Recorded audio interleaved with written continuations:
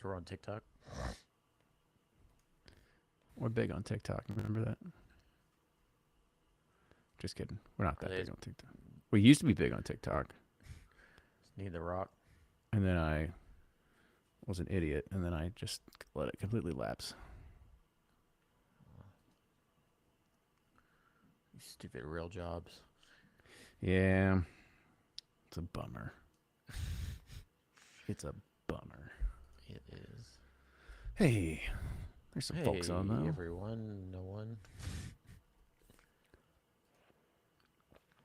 I forgot. Bourbon. I'll go get some real quick. Keep people entertained. I did too. I forgot a glass, so we're back.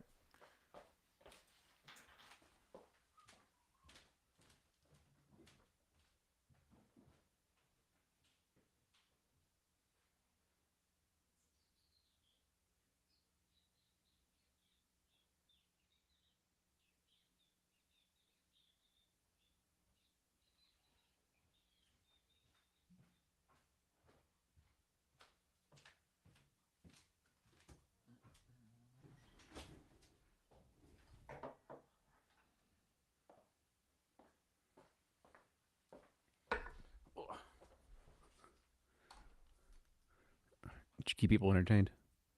What's that? Said you keep people entertained? I guess that's went a and no. grabbed a glass myself. Oh, okay. People were probably like, what the fuck's going on?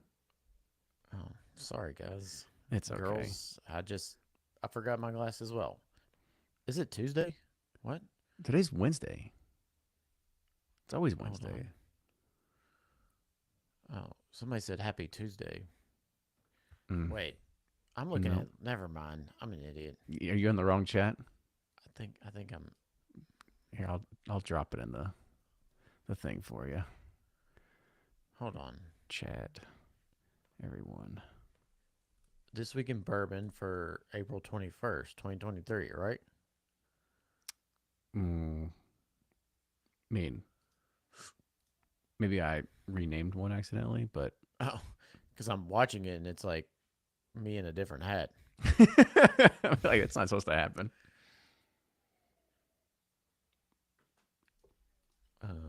Okay. Yeah, I probably accidentally renamed it. Okay. It's a funky one. What's that? I go back to like all of our old Four Roses picks sometimes. I'm like, why do we pick anything other than OESK? We're fucking crazy. Because we're bored. I guess so. I don't understand.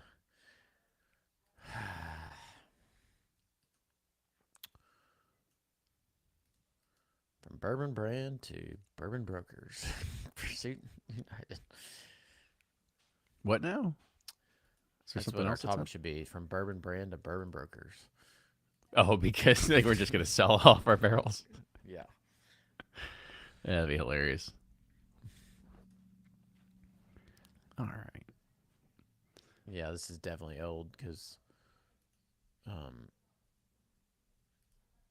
somebody's asking me for a lawn treatment in Charlotte. I remember that question. Yep. I just put the chat and the link in Riverside. Yeah, I got the chat. Okay. I'm good now. Oh, that's good then. So the hard stuff's taken care of. Oh yeah, I got to figure out right in our headlines here.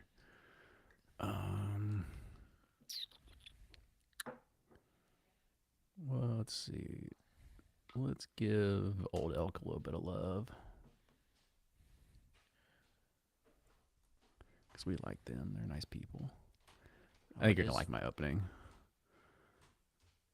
And then... What THC infused bourbon? Yeah, I could use that right now. For tomorrow? Peace off Cecil. What'd I do? What does that mean? Peace off Cecil. And let's see. We'll give... I guess Booker's a little bit of love too. Why not? I don't know where Booker's. Just give every brand some love. Who cares about us? Well, you want that, Dixon, no. or no? I'm kidding. Give Dixon. Yeah, it's like we talked about Barstow enough. We'll just do that. Is releasing the first special. Yeah, ever since they Oh, before we start, do we have any upcoming stuff for uh, visits or places we're gonna be or anything like that? I know you've got. I do tomorrow, Maybe or Friday. I mean not tomorrow, Friday, whatever today. Okay. I can read the details for that. Yeah, we'll do that when we first start.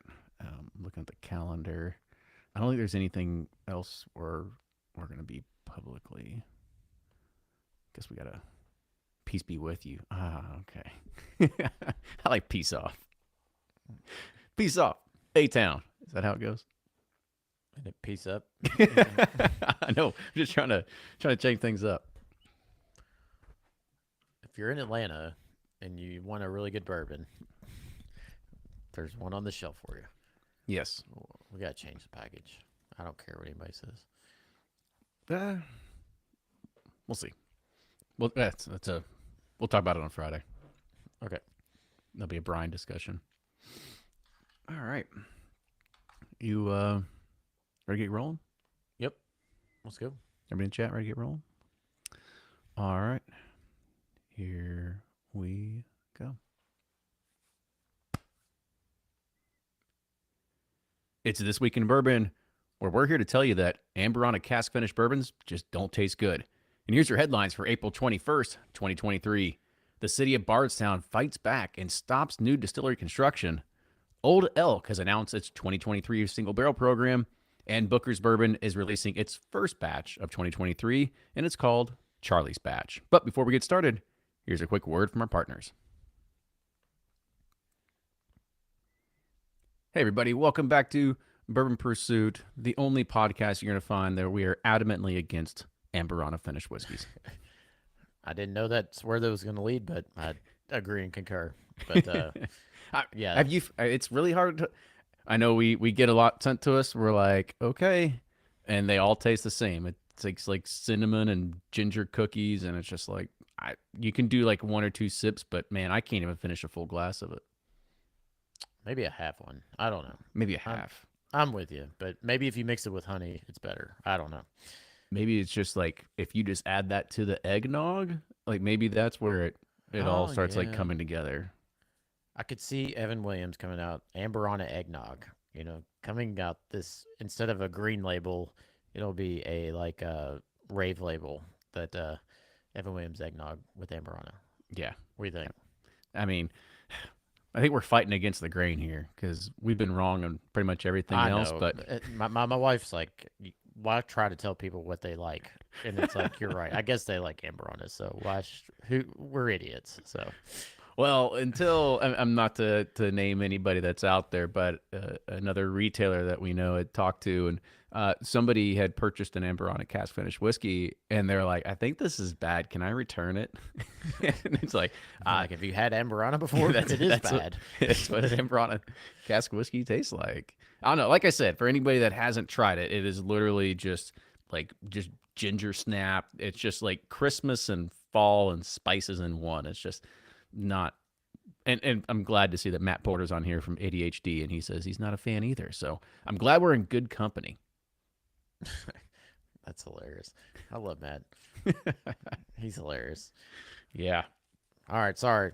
I love it. We're coming out with hot takes. What else we got? What else Well, can we have a hot let's take on? talk about some just quick news about where you're going to be. I know it's coming out on Friday, so if people are in the Covington area, where can they find you? Yes, I will be at Goodfellas in the upstairs, and doing I guess so 6 p.m. Come hang out. We'll do a happy hour. They made a amazing cocktail. It sounds fantastic, Kenny. Let me read this for you. It's called the Proper Pursuit. It's $10 per cocktail. And I'm it's already sold. That's a steal. I know, Proper Pursuit. I love it. So it's a sherry cask, or sorry, our sherry, our oak collection sherry, uh, oak Manhattan. So it's that with amaretto, sweet vermouth, black walnut bitters, and brandy cherries. Ooh. I think that sounds delicious. So that's for $10. They'll have those for sale starting at 6. So come from 6 to 7, hang out with me for a happy hour. And then starting at 7, we'll do a guided flight of our core expressions. And if you want to participate in that, that'll be $25 for the guided flight. You get 4 1-ounce pours. Yeah, come hang out with us. Do a guided flight if you want to hear about Pursuit United and our story. It's a fascinating one. It's a fun one, and I promise the whiskey's good. And I'm sorry if you're an Amberana fan, it will not. You'll be disappointed. We will not have any Amberana whiskeys, unfortunately. Unfortunately. And if you give Ryan a little pat on the shoulder and tell him he's doing a good job as a master blender, you might find an extra half ounce in your cup or something like that. Maybe an extra ounce. Words, if you do the what's your love language, mine is definitely words of affirmation. So Yeah. keep them coming, guys and And, girls. and just tell him, they say, Ryan, your beard's not that gray. You look just seasoned. That's all it is. Yeah, I saw where somebody said in a comment, alcohol is aging Cecil, and I said, no, the alcohol business is. Oh, man. And before we get started, one other kind of announcement is that we still need a few more ambassadors. I mean, we're just finding this out. We're starting to kind of intro way out there and kind of finding a few little gaps that are out there. So if you happen to be in the middle Missouri area, so we need like one person that could help take care of places like Columbia, Jeff City, and Lake of the Ozarks. So if you're around that area, hit me up, let me know. We could also use a few more folks in Georgia. I know we've got, I think, like almost 5 people in Atlanta, but I'm sure we could always use one more around there. Also, places that we don't have covered. We got one person in Augusta, which is great, but we still need some love in Athens, Columbus, Macon, and Savannah. So if you happen to be around those areas, let me know. Love to have you join the team and have you spread the good word of United. We'll pay you to sell and share whiskey, and you get to drink it afterwards. See, it's perfect. I mean, It's a win-win. what can you say? I mean, I'm drinking some whiskey right now. It's perfect. And you Yeah. get it for free. I'll pay You're you making back. more money than we are on this venture, so you're gonna win no matter what. I mean, let's go ahead and give them some inside baseball because that's all we do. So you want to tell people what we spent last year in marketing and what we've already spent this year in marketing with ambassadors and everything like that? Yeah, so I do the books, and every Monday I do it. And last week I go, Kenny. So last year we spent 8,000 in marketing, and we're at 40,000 right now on this, and it's strictly going to the ambassadors and the whiskey they're providing. So can't thank them enough. But yeah, we're definitely learning that good whiskey isn't enough. You gotta give it to people for free to try and get your name out there. So we're learning and trying to grow this thing. So help us, please help us. Yeah, for sure. And maybe one day we'll learn our lessons and start naming batches like Booker's or like Dixon when he's doing some stuff too, because it seems that people love that stuff. Yeah, ours will be like I don't know what bird I could be. He's the phoenix. I don't know. I could You're gonna be like just like the pigeon. That's all it is. falcon. I don't know. No, that's too much. Maybe I'm just a like chicken, a I raven. guess. I got the Just a chickens. raven. I like the raven. Okay. All Just right. dead. Well, you ready to start talking about some bourbon news here? Let's do it. Let's get into it. So this is the first one. This is going to hit home for Ryan here, so hold back the tears. Nelson County Fiscal Court, they took the first step last Friday and put a place of moratorium on new bourbon warehouses and other distillery construction. The measure is widely seen as a payback for the loss of a tax on aging bourbon. If we all remember, that was rolled back. In a 5-1 vote, the Nelson County Fiscal Court took the first step to stop issuing new building permits for the bourbon industry for 3 months. Hutchins said, I don't say who Hutchins was, but there's a person in here named Timmy. Hutchins. Timmy Is that who it Hutchins. is? I know him. Yep. Oh, of course you do. Yep. So Timmy said that the industry's rapid growth has alarmed his constituents, and the county cited that the loss of prime agricultural land and the burden put on public infrastructure by distillers to issue this prohibition on building permits. However, one industry member viewed this vote as a retaliation for the county's failed effort to stop the gradual repeal of a tax on bourbon barrels.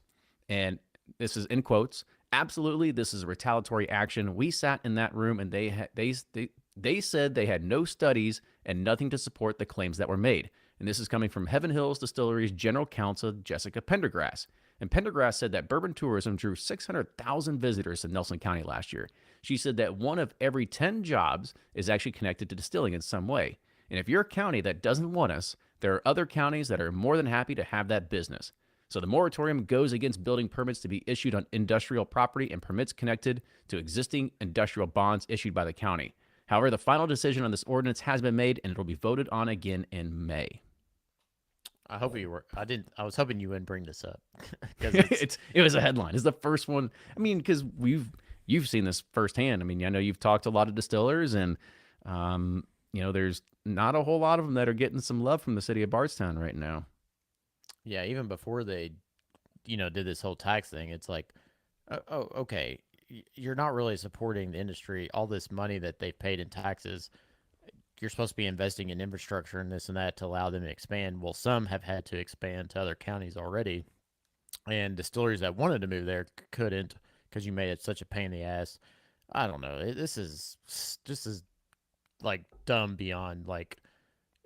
Here's the problem. This is the problem with politics: is that people get elected, and they don't. That to get reelected, they have to listen to certain few, and it's not what's best for the community as a whole. But these politicians are doing what they think is going to get them reelected in the next couple of years, and it's just short sighted, and it's completely I just can't wrap my head around it. It's like, how can you penalize and as a what it is? It's like okay, county, Nelson County, get off your ass and create a revenue stream that helps support these. They've been milking these distilleries forever, and now it's like go to a county that doesn't have a distillery. What do they do for tax revenue? It's like figure it out. I don't know. I'm gonna get myself in trouble. So No, I mean that's why you see other distilleries are going to Elizabethtown, or they're going to Henry County, they're going to to Shelbyville, they're going to a lot of Lebanon, places. Yeah, Marion County, they're going to Springfield. Washington County's not far away. You know, they got the same damn limestone bullshit water that you do, Nelson County. They got the same rolling hills and all the same shit. It's just, I mean, it's so I can't wrap my head around it. Um, I and I was know just Timmy. He's a great guy, and I guess this is what politics do to you. You kind of lose sight of what's best for the community long term, and this is one of them. So it's it's tough. I mean, we're biased because of course we're in the industry and we see this.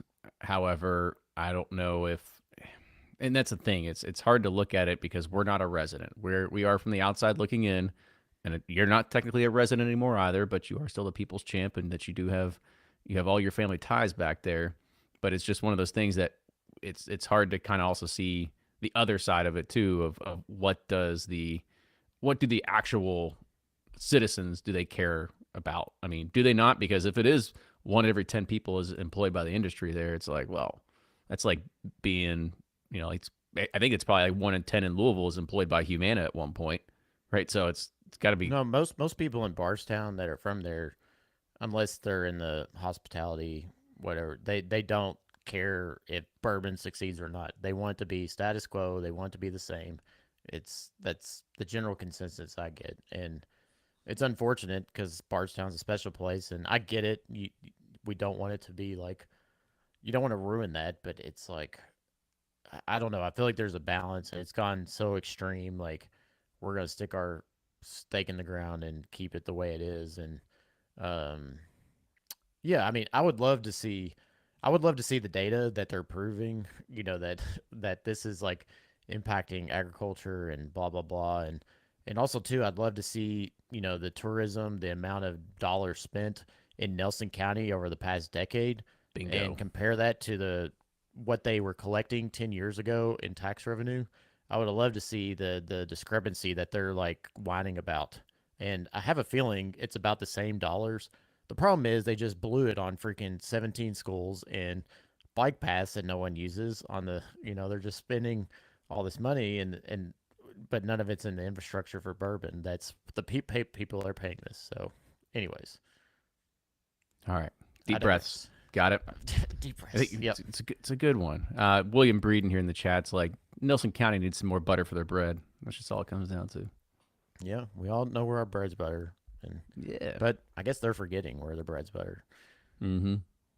All right, well, let's keep going. We'll switch it up here a little bit. We'll get out of the thick of it here.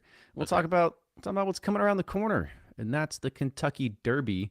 And of course, everybody knows that Woodford Reserve is one of their biggest sponsors. And what they had announced last week is their $1,000 mint julep charity program.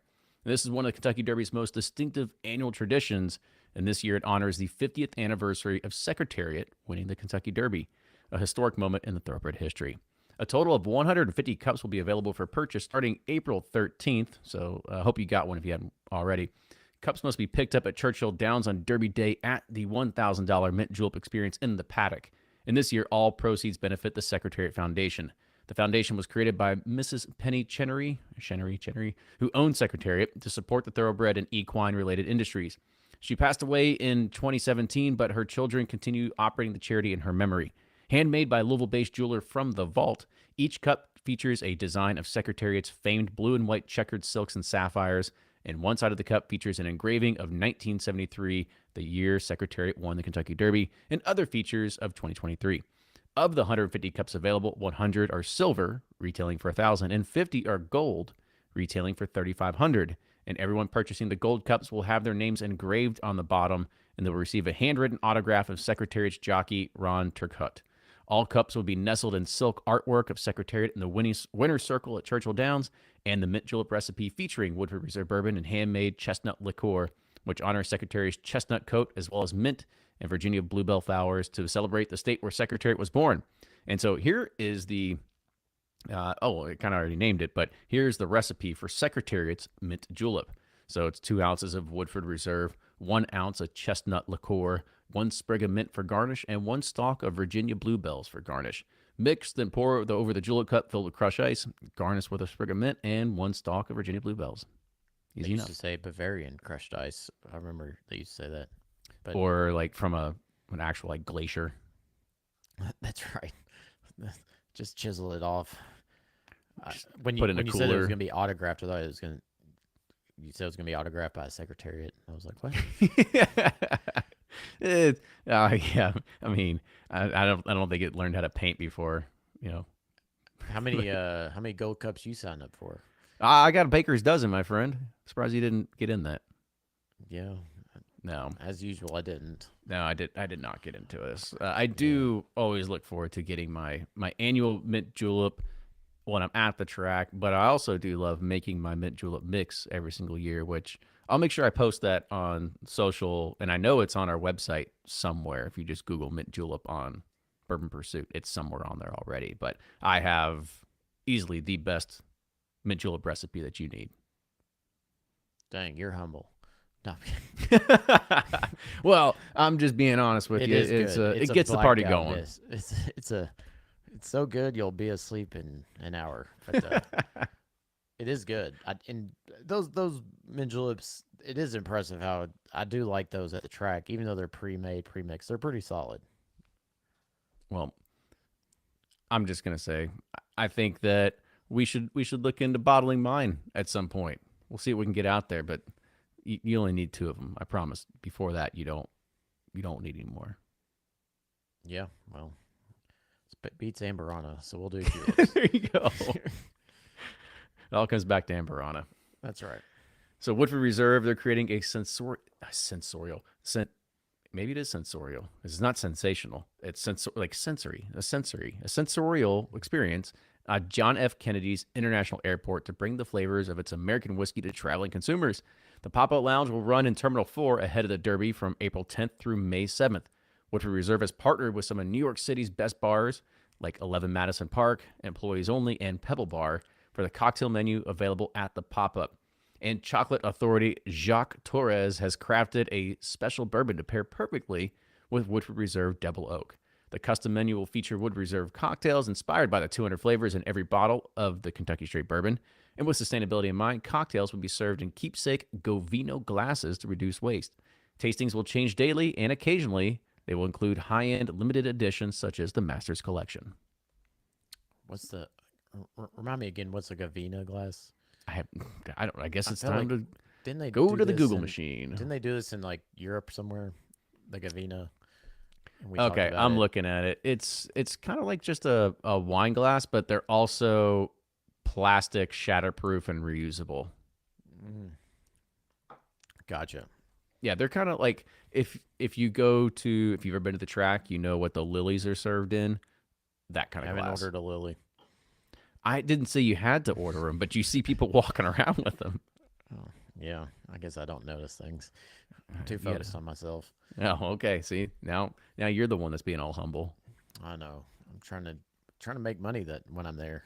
You know, It's a bad theory and it works only 5% of the time. But what I like to do is when I go to the track, I don't like to buy myself a drink until I cash my first ticket. ooh, that could be a long day for me. Sometimes I'm there, I'm sober for a while, but it's like, okay, I broke even. We're going ahead and buying a drink now. I want to feel like I'm drinking on house money. Okay, I'm not gonna follow your rule because there's a lot of days I don't cash a ticket. Well, all I can tell you is that if you come out breaking even, it's still a good day at the track. Oh, yeah. Or if you just take if you lose what you take, intending to lose, that's a good day at the track for I mean, me. they have ATM machines there if you want to lose No, more. no, no, no. I don't want to lose more. It's like when you go and you just show up with 100, you lose 100. That's a win. I always stop at the ATM machine anyway because I never carry cash. You like And surcharges? well, it doesn't matter. You bank with Schwab or you bank with somebody that That's true. refunds Yeah. all your ATM fees. I I mean, guess that's Republic does that for me too. Yeah. yeah, that's what I'm saying. It's like if you don't do that, and here's a financial tip for anybody else is out there: go open up two bank accounts. You can keep the one that you already have, but go find another bank account. Like I like Schwab; they're easy to deal with, all online. Don't have to talk to a single person, and you get a debit card in the mail, and they will refund every single ATM transaction that you have because they don't actually have physical bank locations. So you do that, and then you don't have to worry about having to find your bank ATM or wherever it is at that time. Finances with Kenny. Yep. I will be more than happy to share what little knowledge I have. Just stay away from crypto for a little while. This week in budgeting with Kenny. Or actually, I don't know. Maybe now's the time to get back into crypto. I don't know. I haven't paid attention to the That's a market. good deal. Yep. That's what they always say that because that we've had a downturn in the market. That and Bud Light. It's a good deal right now. I'm not getting in the Bud Light Yeah, fiasco. no, sorry. Couldn't help myself. Move on. But I mean, that's one of those things people always say that they say everybody likes a deal except when it comes to the stock market. Right. Yeah, because nobody likes risk. Mm-hmm. It's like even going the bourbon aisle, they're like, oh, I can't take a chance on this. I got to go with it's Old faithful. Faithful. Yep.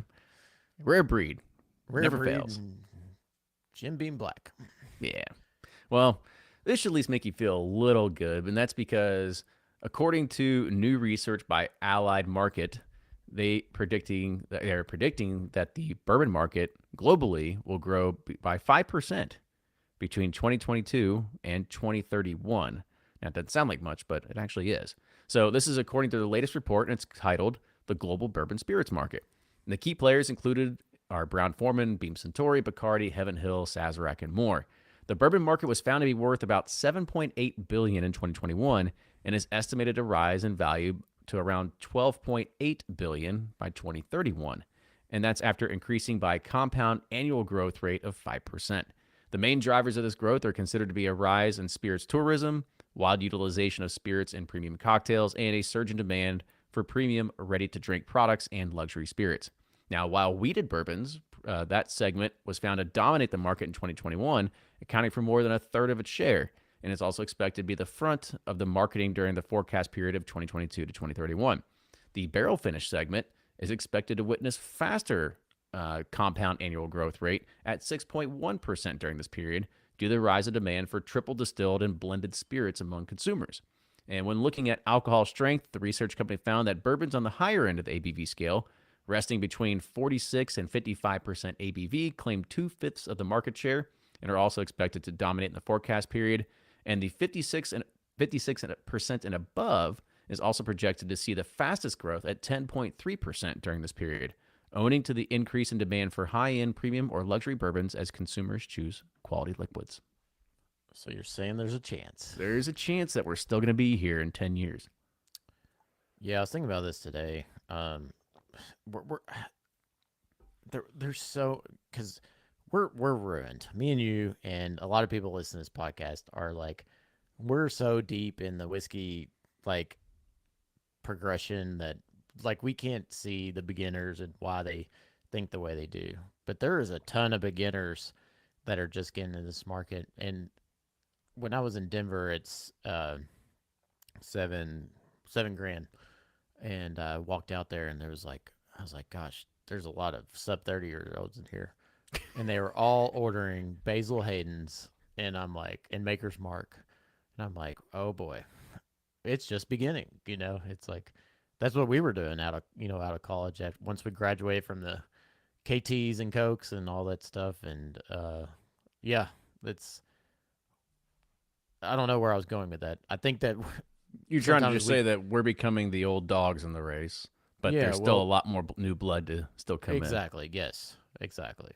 Because you wouldn't think like you're like, oh, higher proofs kind of, but you just realize that all these new people are going to start making that progression. They go to Basil Hayden's Makers, and they go chase after Sazerac, and then they get burnt out by that. So they go to Elijah Craig and Russell's, and then Four Roses, and they're like, okay, well then I get cut off from there. Then they go to the fringe market. So I feel like you need to make one of those progression timelines, of like a caveman, like turning into a right. human. Like you need to make that as the bourbon drinker. It's like Epcot when you go through the ball. Have you been in there where Yeah. you start out as the caveman and then you go to, it's like a human history. Mm-hmm. Make one of bourbon, maybe not. Yeah. And yeah, you start off with pounding shots of Fireball or something like that. Yeah. Well, it was me actually. Evan Williams and Coke was Yeah, that's the true. start, but Yeah, because Fireball didn't come around until years later. I'm just saying maybe for today's generation. yeah, today's generation would be Maybe Fireball. I can see that. Yeah. I can see that. And that now that we have RTDs coming out, maybe that's the maybe Fireball, then RTDs, then something else, then Basil Hayden. Fireballs, RTDs, then Basil Hayden. Got it. That's the progression now. I don't know. We'll have to ask some new grads and be like, so how did you get into this again? Because I'm sure it was a lot Man, that different than first how we started got into it. Fireball. Yeah. I know. I mean, All our interviews moving forward are going to be just like, what? how do we 'Cause appeal to was the like, "When younger was your first?" And generation? they're like, back in college, I saw Maker's Mark with the red wax, and it was first.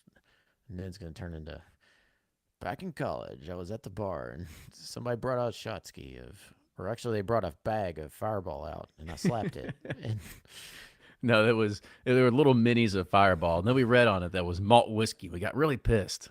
yeah, I got a candy cane of Fireball, and it really got me. All right. Well, I guess for the other end of that, because we talked about this last week. Brian on chat just said 7 Up and 4 Roses. See, everybody has a different start there. So last week in This Week in Bourbon, we talked about that Sotheby's auction, about all those Oh, yeah, crazy the rare Cicero, auctions and yeah, whatnot. corner I'm not feet. going to read the whole thing, but I just want to let everybody know that 3 bidders went head to head for the collection for this only one in existence, and it went to an American buyer. The rarest lot of whatever kind of whiskey it ever was. It closed at $187,000. Sorry, $187,245. Dang, it's a lot of coin. That's you could have bought some barrels with that. You could have bought all the mint juleps from Secretariat, Yeah, there you the go. golds and silvers. Yeah, he just had to just hang on to them. Why the heck not? Yeah, that's a lot. Yep. All right. So moving on, Old Elk, they have announced their 2023 single barrel program that will provide retailers, whiskey clubs, and aficionados a personally tailored journey through Old Elk's most celebrated whiskeys, arriving at a barrel exclusive to them. The single barrel program allows customers to sample a range of distinctive offerings, and this year's experience features a limited selection of 8-year signature high malt straight bourbon whiskey, 7-year straight wheat whiskey, 7-year sour mash straight bourbon whiskey, 6-year straight rye, and newly available, highly sought after, Martinique rum cask finished straight rye whiskey. Unlike any other barrel selection experience, Old Elk takes a hands-on approach, putting a primary focus on the liquid, and whether it's learning how to open a barrel, thieving from the barrel, getting behind the bottling line, or learning how to label the bottles, customers can learn what it's like to be a part of the Old Elk team. Customers have the option to feature a custom bottle topper and label, and once the barrel is selected, customers can track their barrel online with full visibility of where their barrel is in the process and when they can expect it. The last portion of the single barrel experience takes place at the Reserve, which is the distillery's tasting room, and customers can enjoy crowd favorite dishes such as elks in a blanket and elk burgers, as well as rotating seasonal cocktails and whiskey pours that span the full line of Old Elk whiskeys. Those elks in a blanket are really good, and the elk pot pie. I was at about to the say the Reserve. elk pot pie. That was our money right there. I think we got that 2 times when we were there. Yeah, we're chubby. Yeah, it was really good. I also like. I didn't know they had like a Domino's track your pizza kind of thing for their single barrel program. Yeah, I would love to see my barreling route because normally it's like you do a Russell's pig and they're like That's what I said. 18 months later it's That like was the exact use the case I was gonna the say. the logo's still in Camp Nelson or whatever, sitting there forever, never moving. But yeah, I did. So when I was in Fort Collins last summer, I had a barrel pick of the sour mash, and I can't remember what's different about it than because I would assume everything's a sour mash. But anyways, man, it was good. It was really good. Um, and obviously we've done picks with them, and they've all been really good. So yeah, get you an old oak barrel. What you got to do though is you got to wait till they all leave and they just give you a drill, You're right. and then you just go through and you start finding other barrels, and you're like, "Where'd this 9-year weeder come from? Can we have that one?" You just gotta wait till Greg Metz leaves and all the salespeople, and just when Luis is the only person, the CEO, and he has no idea what they're doing. And you just say, Luis, we want to buy some more barrels. He's like, oh yeah. Sure. And you go in Here and you he go, gives you guys. the high stage barrels. So there's the game plan for you. Yeah, there you go. Insider tips with Bourbon Pursuit. That's right. So this is our last news article here, and that's this is about Jefferson's Bourbon, and they're launching the Marion McLean Entrepreneurial Fund, and it's a contest to inspire and empower innovative minds with a tenacity exemplified by founder Trey Zoller's 8th generation grandmother, Marion McLean. And it's also spearheaded by two prominent entrepreneurs, Zoller, of course, also in partnership with Shark Tank's Barbara Corcoran. It's a $25,000 in awards and hopes to motivate budding entrepreneurs to kickstart new business ventures. After Marion's husband died in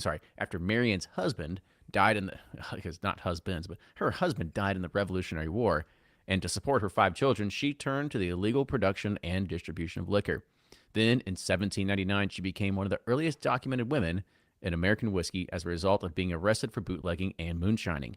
Her tenacity ultimately became the inspiration for the Jeffersons brand, and now, with the help of Corcoran, the brand wants to inspire others to do the same. I guess they want to inspire others to go bootlegging and moonshining. The fund's launch is also perfectly timed with the release of Jefferson's newest bourbon, Mary McLean, which is a bold blend of 5 unique bourbons, 21% of 14-year-old Tennessee straight bourbon whiskey, 40% 11-year-old Kentucky bourbon, 14% wheated double barrel, 17% rum cask, and 8% 8-year-old Kentucky straight bourbon, one for each of her 5 children. I guess if your 5 children come from different states as well as different countries. On Jefferson's website, the small business hopefuls are welcome to submit their innovative business ideas with a short video, and the grand prize winner, handpicked by Zoller and Corcoran, will receive $20,000 in funding to kickstart their venture, as well as a congratulatory call from Corcoran and a shop talk interview with Trey. 5 runners-up will also be selected to win $1,000 awards, and that's the amount that Barbara Corcoran started her business with. Small budgets can build big dreams. Submissions open on April 11th and close on May 7th, and Jefferson's Mary McLean is bottled at 51% ABV, 102 proof, is available nationwide, and has an SRP of $300. Oh, wow. So this is interesting. Usually Trey always bottles things below sub 100. And then 2, it's always Kentucky, straight Kentucky bourbon. So this is fascinating to me. Exactly. Pernod 21%. Ricard. Yeah, the majority, not majority, but the almost a fifth of it is actually 14-year-old Tennessee. Interesting, right? Yeah. I like it. I mean, I like Dickel. And so I think that I want to try Assuming this. it's Dickel. Well, where else is 14-year I don't have Jack no idea. Daniels? It ain't from Jack Daniels. Right. It's got to But be. I mean, like I said, this is a cool Yeah, I think it's cool. I wanna collaboration taste between the this. two. Well, I think we have a small sample bottle en route, so we'll know that. But I do like this idea of them coming together. I'm actually kind of, I do love this because Trey's actually been a integral part of our success as well. He's Yeah. always been there as somebody that we can bounce ideas off of. He's always one that we can answer. He's right there to answer questions on the phone. So he's been really great in just us and helping guide us along the way. So if you do have that chance to sit there and talk shop with Trey. Take it up on the opportunity. Yeah, he knows what he's talking about. He, he did when I presented that first spreadsheet, and we had like this much allocated for sales and marketing. He goes, "Whoa, whoa, whoa! You're only allocating that much to sales and marketing, and here, but lo and behold, what are we talking about? Beginning of the show, That's our crux right now. Trey. We should listen to you, buddy. You know, I love Nathaniel White in the chat. He's like, we should go ahead and we should put into that, get that $20,000 in funding to kickstart our Mint Julep RTD venture. ooh, yeah, we'll take it. Mm-hmm. And then we'll gotta sell Barbara on it more to get more money from her because she's the shark. Just pitch her on Shark Tank. Well, I Be think like, she'd like us. She, of course. she'd invest in us. How could you not like us? Just give her 5 mint juleps before. Until we go, I don't know. Mr. Wonderful looks pretty good today. We should probably take his money instead. And she'll be like, "No, if you take that offer, mine's dead." I mean, yeah, to be fair, it always goes back to Matt Damon or somebody else up there too. Not Matt Damon. Damon, what's his name from? Damon Roberts, maybe. No, why am Fubu I? guy, Yeah, it's Fubu. Why Damon am I? Robert. Is it Yeah. Damon? Oh my gosh, how did I just mess that up? Damon, Or Fubu. Matt Damon. I Yeah, was I like, don't think wait. Matt Damon started Not Fubu. Matt Damon. Matt Damon. Damon John. My gosh, how did I mess Damon that up? John. Why did I say Damon Roberts? The hell? I don't know. Gosh, I don't we're know. So out of we've been in. Sorry, audience. We've been so like focused on this bourbon brand, we forgot pop culture. we we really have no idea. We have no idea what's going on right now. Our brains are fried. But stick around with us. We'll be back. We actually have some bourbon release news to talk about. Yep. Thank Nick Foles for the Damon John. Welcome back, everybody. Bourbon release news time, and we've got 1, 2, 3, 4, 5, 6, 7, 8, 9. Dang, 9 to talk busy about. week. Yeah, we didn't even take a week off. This is just coming at it here. So let's go. Let's do this. So Bardstown Bourbon Company, they're going to release the latest in their collaborative series this month. It's a blend of straight rye and bourbon finished in Foursquare Barbados rum barrels.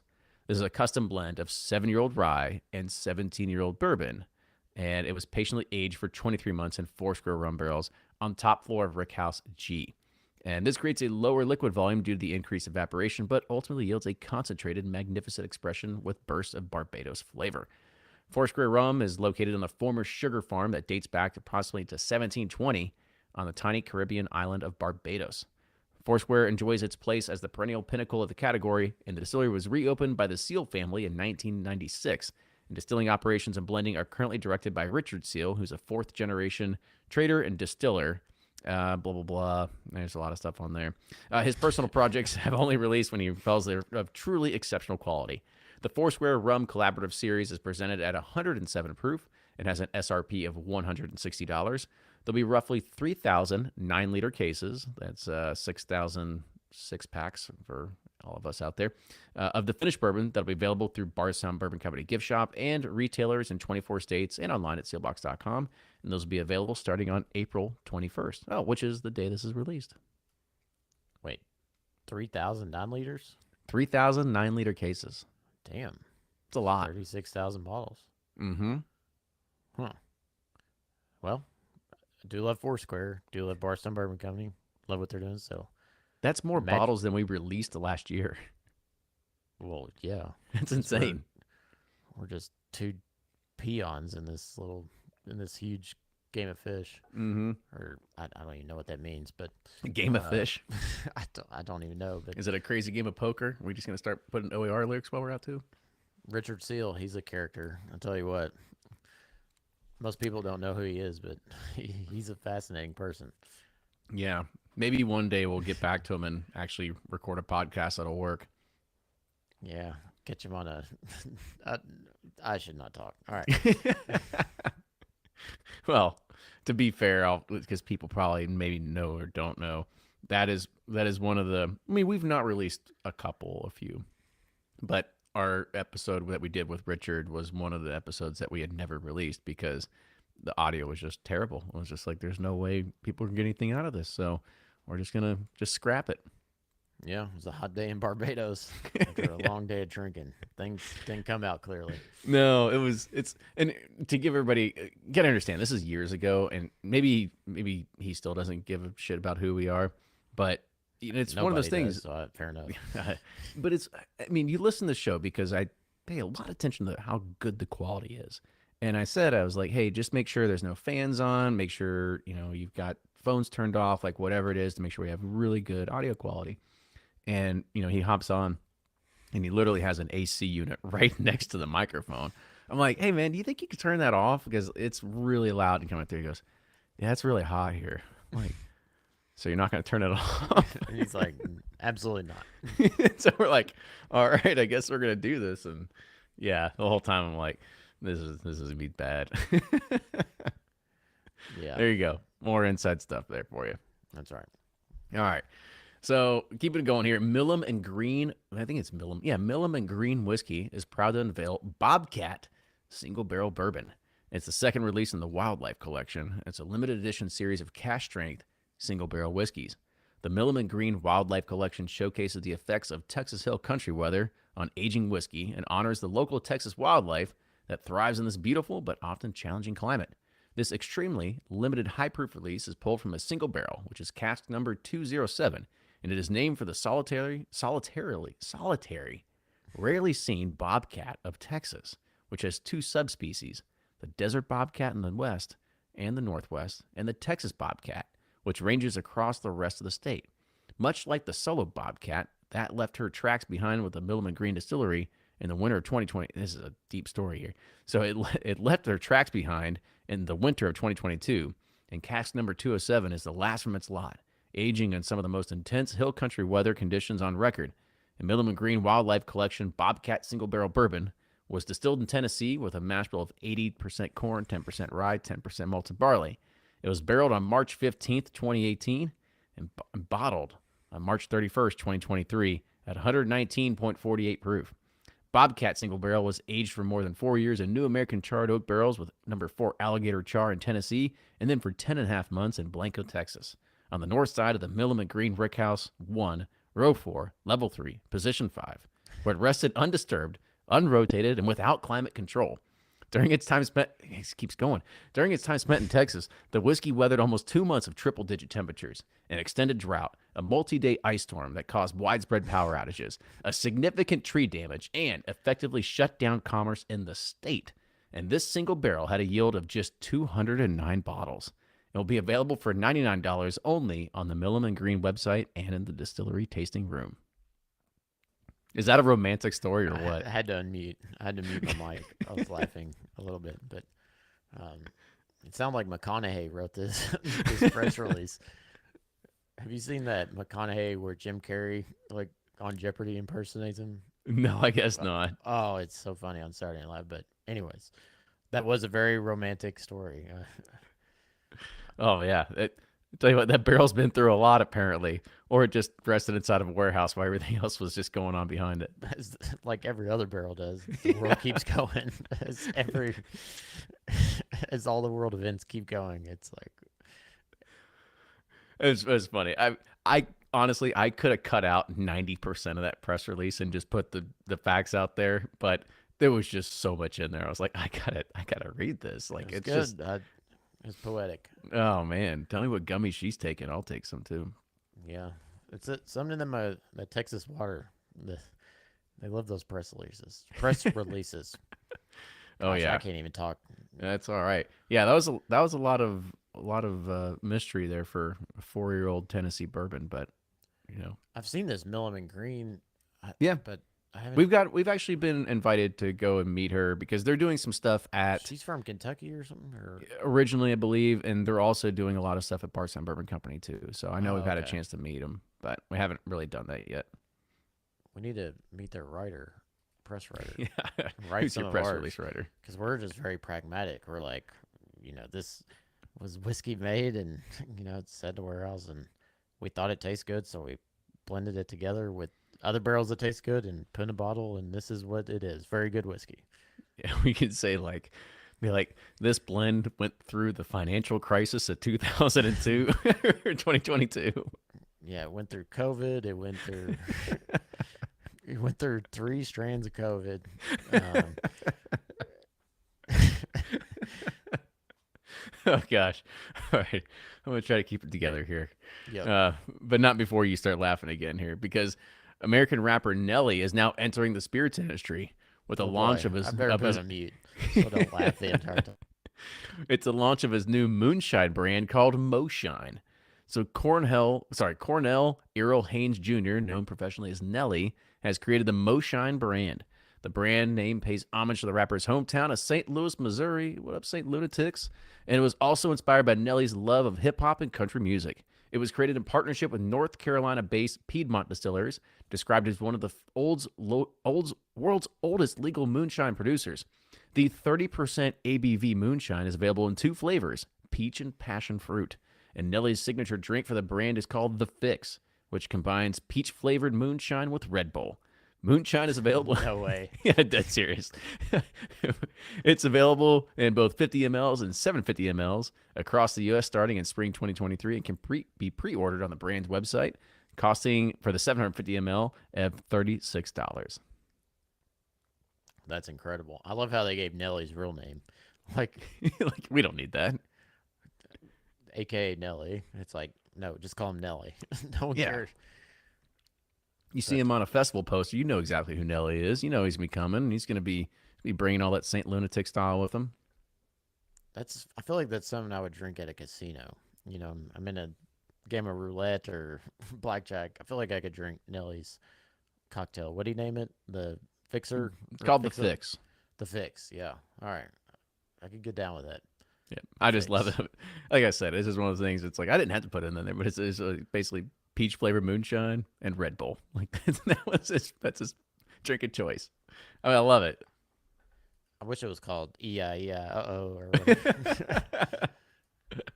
Oh man, I could. I'll tell you what. After this, I'll probably start listening to the greatest hits on Spotify or something like I that. mean, that Nelly CD, that first one was really good. Oh, It dude, came he out. had he had a few years of just straight bangers out there. Yeah. Where the one Band-Aid strip under his eye. Yeah, you don't think that sticks around? Like you're not gonna try to bring that one back? I don't think so. I'm not very cool. Yeah, I don't know. Just gonna rock the gray beard. Well, you ready to get back to talking about some whiskey here? So, Keep these press releases coming. They're good tonight. all right. I don't. There's only one more funny one after this. The next kind of serious here.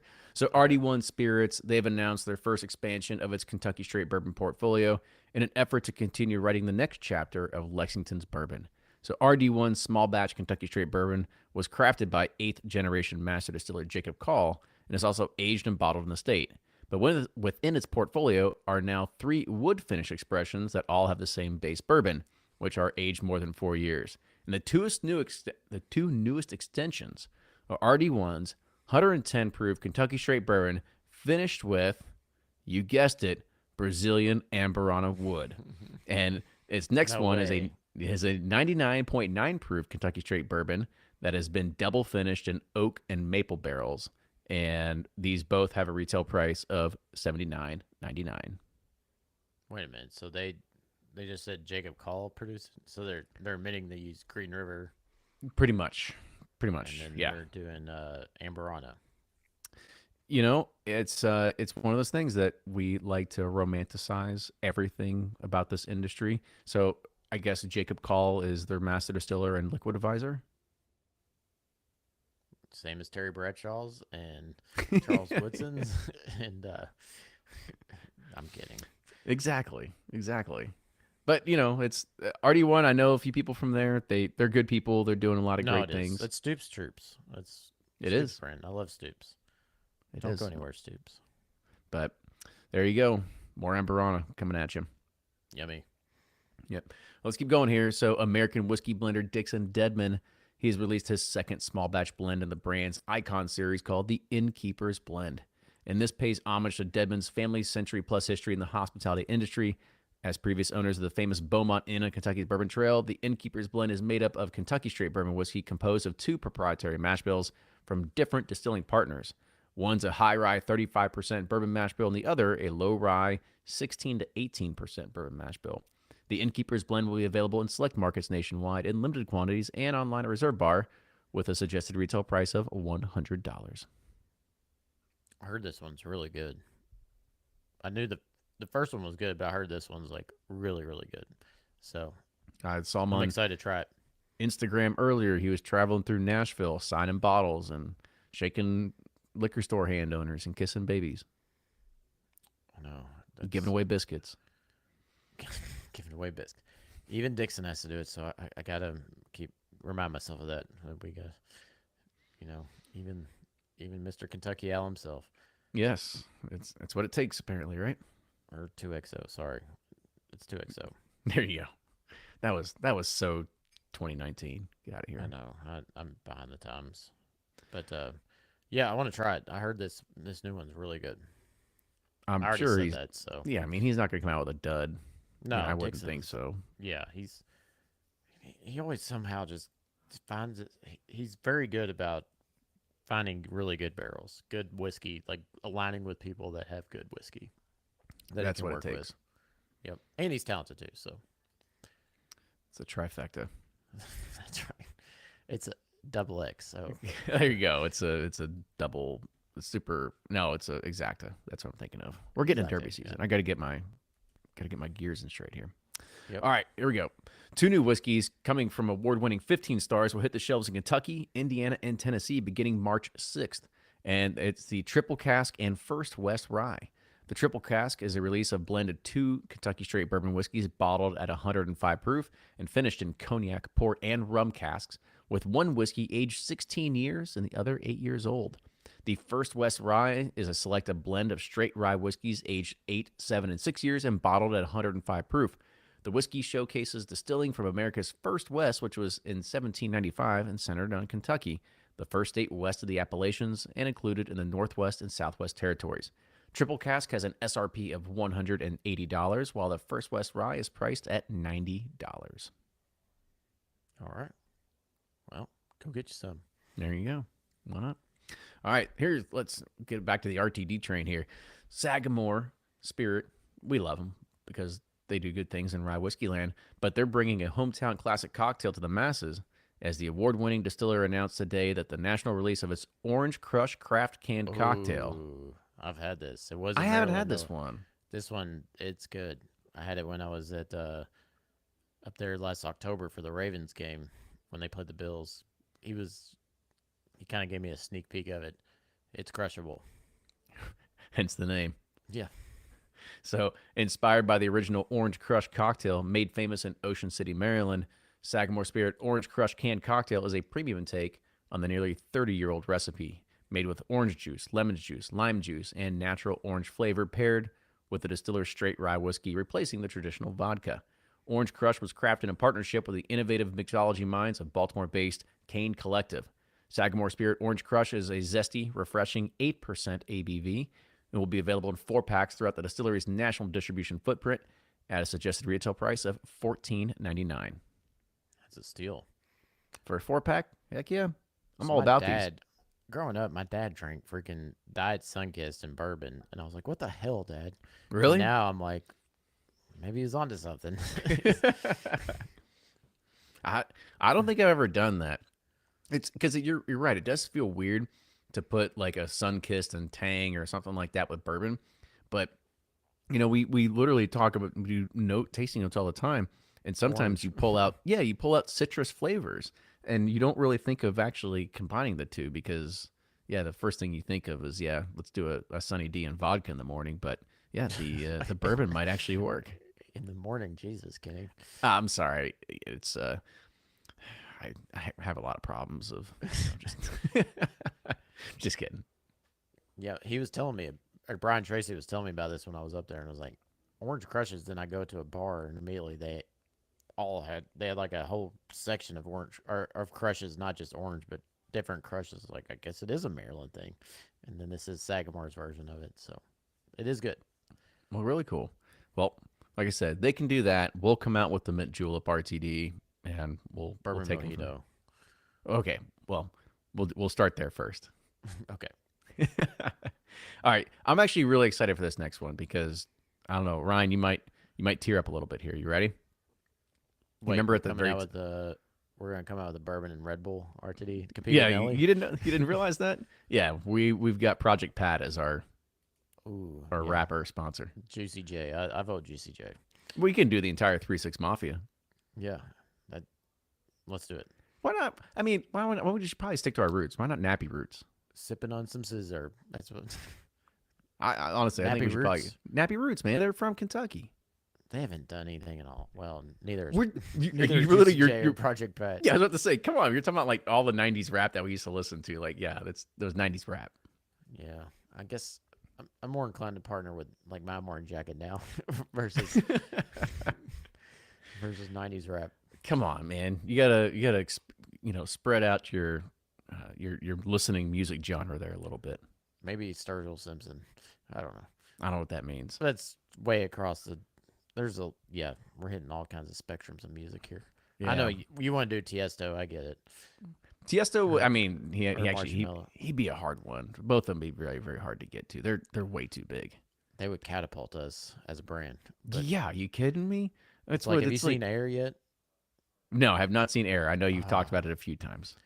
yeah, we need to find our Michael Jordan that, that'll wear our or drink our bourbon so they can save us from the pit of hell that we're in.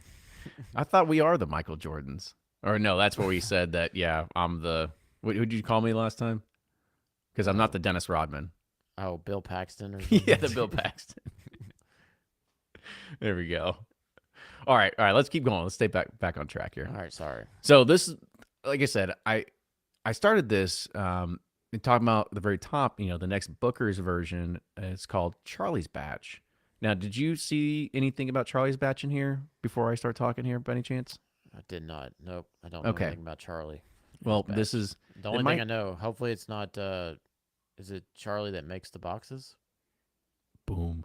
So this batch is named in honor Oh, of that's my uncle's.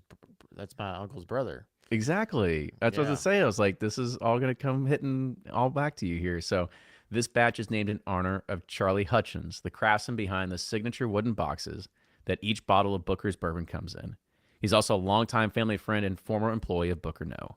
Charlie started his career working at the Booker No distillery, and during his time there, he was quite the storyteller and would entertain others throughout the workday. He'd also pay close attention to the details and would do something over and over again until it was perfect, just like Booker did with his whiskey. After several years, Charlie left the business to open his own cabinet shop with his brother, and Charlie handcrafted the very first Booker's bourbon wooden boxes in his garage and has created the boxes for the brand since.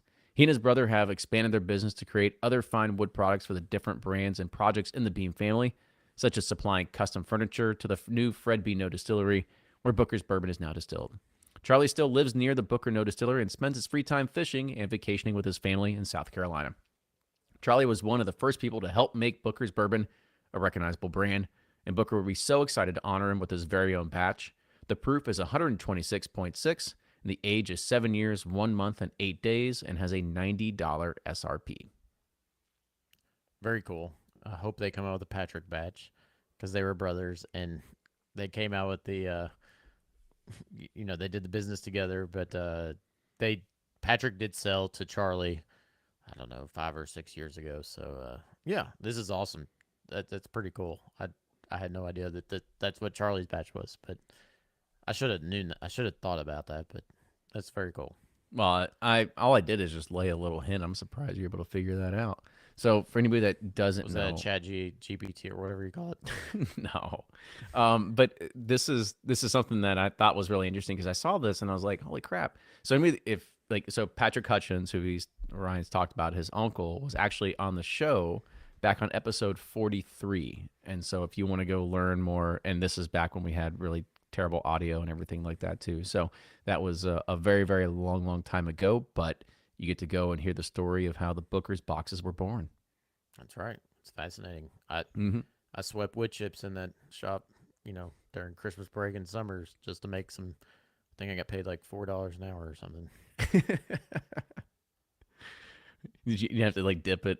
It was it all automated dip back then when you were there? Oh Lord, no! It was like there. What you saw was way more automated than when I was working there. Oh, okay, I had to like gotcha. take Krylon spray paint. No, no, I'm kidding. Yeah, I mean, just to paint the picture for anybody we were able to go look at this facility, 5 years ago when we started this? No, 7 years ago, whenever it was. Yeah. And you walk in, and yeah, I mean, it's like these conveyor belts that are going around, and like they have little hooks, and they're just barely hanging on to the edge of the box, and they dip them into The stain, yeah. the stain, and then you go through and you put them on something, then it paints the bookers on the side, and then it takes it through this like drying conveyor thing. I mean, it's been a while since I remember looking at it. I remember there was a big old CNC machine, and they sit Yep. there and they were putting in like barrel heads and all this other kind of stuff too. Shot skis, whatever wood product you need, coasters, Exactly, they did it E.H. all. Taylor boxes, you Yep, name it. Russell's, the the I guess two it was the thousand Russell's like three, 2003 one. yeah, all those Yep. ones. In 98, yeah. 98. Yeah, yep. Yeah. There you Had go. a good business. Well, they still do. Charlie still has it. Patrick was like, I'm out. I'm ready to go travel. It's amazing. I think like if you listen to that, like the first order of Booker's was like, I don't know, was it like 60,000 bottles, and now it's like 250,000 cases or something crazy. yeah. Somebody say something funny in the chat. Yeah, we're getting made fun of because it's, Paxton. it's John Paxton. Oh, yeah. Because Bill Paxton Twister. was the actor in Wind Yeah. Twister. Helen Hunt. Sorry. Oh man, You oh know, don't, that's hilarious. Jamie, you know what I meant. Oh, I love it. All right, you ready for our last one here? Yep. All right. And by the way, as we were talking about Booker's, somebody also just said, I've only seen 2 bottles of Booker's in the last year in Texas. It's so hard to find now. I'm like, holy, it's crazy how this happened. I know. We didn't see it As soon as coming. you start naming batches, they go like, I mean, it's unbelievable. I think, I don't know when I shared this story. If I shared it on here, I apologize if I'm repeating. I was training a liquor barn staff, and literally 50 people came in looking for Bookers, and I was like, what the hell? I didn't know anybody came and looked for Bookers. It's the new Blantons, man. That's, I just, all right, Pursuit Night and next batch, it'll be the COVID batch, or I don't know. No, Something. maybe it's not that. Maybe it's the box. Maybe it's the packaging. It's because it's like Bland's the packaging. Booker's has got the nice packaging. Maybe it's the packaging. The Booker's has had the packaging forever, and it's Well, so Bland's was there forever too. It's all there forever. It's just whatever people are gravitating towards. well. When we first started this brand, we said there's no way we're going to spend like $8 on a box. It's to put true. it- And sure enough, we should have spent the $8 putting the box. Boxes sell, man. That's right. Boxes and tubes. Yep. All right, here's our last one. On this last Saturday, Furman University launched a straight bourbon whiskey named FU All the Time. The university debuted the whiskey at a launch party on campus for the Clearly Furman campaign. The campaign aims to raise $426 million by the university's bicentennial in 2026. So Furman is a private university in Greenville, South Carolina. And FU All the Time straight bourbon whiskey is distilled from a 4-grain mash bill of corn, wheat, and rye from Virginia and malted barley by Virginia-based Ironclad Distillery. Ironclad aged the bourbon for at least 3 years in oak barrels from South Carolina before being bottled at 100 proof. Furman graphic designer Chris Turner designed the bourbon's label, FU All the Time, as a cheer commonly used by fans as the university sports teams. The cheer is said to have been started by former Furman president Gordon Blackwell in the 1960s. Another school president, Johnny Johns, helped popularize it by cheering the phrase with a megaphone during games. Presumably, the school is aware its initials sound like FU, as in the joke. The chant goes FU one time, FU 2 times, FU 3 times, FU all the time. So FU All the Time is available to be ordered online from the Ironclad Distillery website, and it's priced at $83.69. It will also be sold in liquor stores and restaurants across South Carolina, with statewide distribution coming soon. It's pretty funny. I kind of like it. Mm-hmm. My buddy Weston Markham went to Furman. Did he it's really? Yeah, it's a I didn't know beautiful that. campus. I mean, it's right there on, I don't know what lake it's on, but Greenville is like a hidden gem there in South Carolina. It's a pretty cool place, but I do like this. FU All the Time, but I'm looking at the packaging. It's it screams like, it doesn't scream class FU All the Time. It screams like Exactly. FU. It's It's to the point. it's to the point. It looks like something you get at Urban Outfitters. I don't know. In those little trinket section. Yeah, yeah. It kind of reminds. What was that store in the mall that when you're a teenager? Spencer's. Yeah, Spencer Gifts. Yeah, one of those Yeah, this things. kind of looks like Spencer's next to That's the kind neon, the lava lamps. of that Beyond section. That's right. All the marijuana paraphernalia and shit like that they used to have. Yep. Oh man.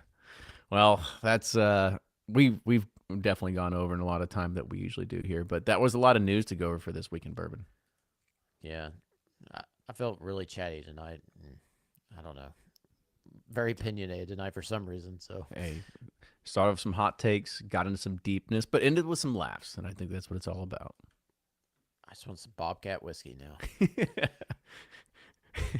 Yeah, survived three COVID strains and a few hot summers. And I think at some point in there was probably the biggest lottery to ever be won by somebody in a Powerball. So we got to add that one to it. Yep. And how many ever full moons come in in a calendar year, and everything else we all dealt with. So, Oh God, and probably some shark attacks happened at some point too. We got to add that. that's right. Yeah, 5 shark Okay, attacks yep. in those summers. All right, but that's going to do it for this week in bourbon. Cheers, everybody. We'll see you next week. Toodles.